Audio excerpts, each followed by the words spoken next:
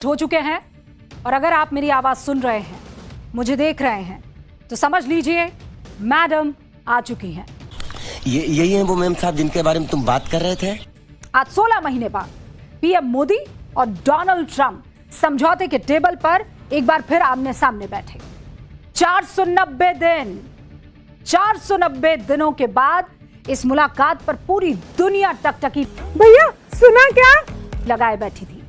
देखिए, आज 16 महीने के बाद प्रधानमंत्री नरेंद्र मोदी और डोनाल्ड ट्रंप की आमने सामने की मीटिंग हुई है बॉस, और ऐसी ऐसी बातें हुई हैं लोग सोचे नहीं होंगे।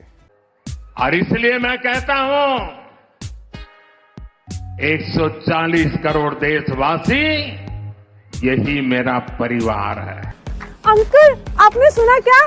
फ्रांस के रिजॉर्ट सिटी एवियन में प्रधानमंत्री मोदी और प्रेसिडेंट ट्रंप की यह मुलाकात ऐसी है जिस पर पूरी दुनिया की नजरें थी। ये तो सिर्फ एक ट्रेलर था, पिक्चर अभी बाकी है मेरे दोस्त। माखन हुकुम मूजिक लगा। एक साल में 11 बलात्कार की घटनाएं हुई हैं और 76 घटनाएं छेड़खानी की ऐसी ही ट्रेनों पर हुई हैं। बहुत सारे सवाल है, आखिर विपक्ष कहां पर चूक रहा है, लेकिन आज जो हमने मोशन रखा है वो एक तरफा जरूर है क्योंकि इस पर बहस दोनों पक्ष की होनी चाहिए। आज का मोशन है, क्या मोदी को अब राज्यों में भी हराना मुश्किल ही नहीं जाता है? आपको लगता है कि जो सुविधाएं बढ़ाई जाती हैं वो उसके मुकाबले सही होती हैं? नहीं, बिल्कुल नहीं। सुविधाएं बढ़ाती, एक भी सुविधाएं बढ़ाते ही नहीं है। अगर आपको सिर्फ किराया ही बढ़ाया जाए। आपका नाम क्या है? हमारा नाम हाफिज अनीसुर रहमान है। हाफिज अनीसुर रहमान। अब मजहब मत पूछिएगा, हाफिज अनीसुर रहमान ही हैं जिनकी हाथों से बनी साड़ियां वहां किसी।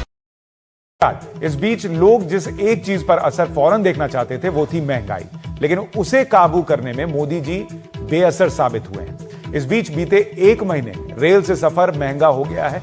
मोदी सरकार ने पिछली सरकार के फैसले को लागू करते हुए रेल किराया 14.2% बढ़ा दिया। आप सोचिए क्या हालात हो गए हैं कि ट्रंप जो है उसको समझ में नहीं आ रहा क्या करना है, और जब ऐसा राष्ट्रपति होता है ना तो ऐसे ही रायता फैलता है। और इसीलिए प्रधानमंत्री नरेंद्र मोदी जब अरे चाटना है चाटिए, जितना चाटना है चाट चाट के लाल कर दीजिए। बैठिए बैठिए भैया।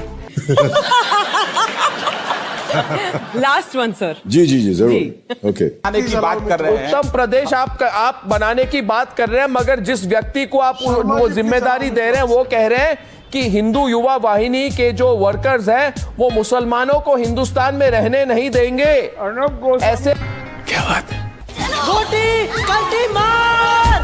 आपने बटेंगे और कटेंगे की बात कही, और आपने कहा बटेंगे तो कटेंगे और एक रहेंगे तो नेक रहेंगे, और लोग इसी बात के लिए आपको बहुत पसंद करते हैं, आपको सपोर्ट करते हैं क्योंकि आप डायरेक्टली बात करते हैं, आपको इधर उधर की बात नहीं करते। पार्टी बदल लिया साला। मैं तो समझता था कि दुनिया में मुझसे बढ़कर कमीना और कोई नहीं है, लेकिन तुमने ऐन मौके पर ऐसा कमीनापन दिखाया है कि हम तुम्हारे कमीनेपन के गुलाम हो गए हैं।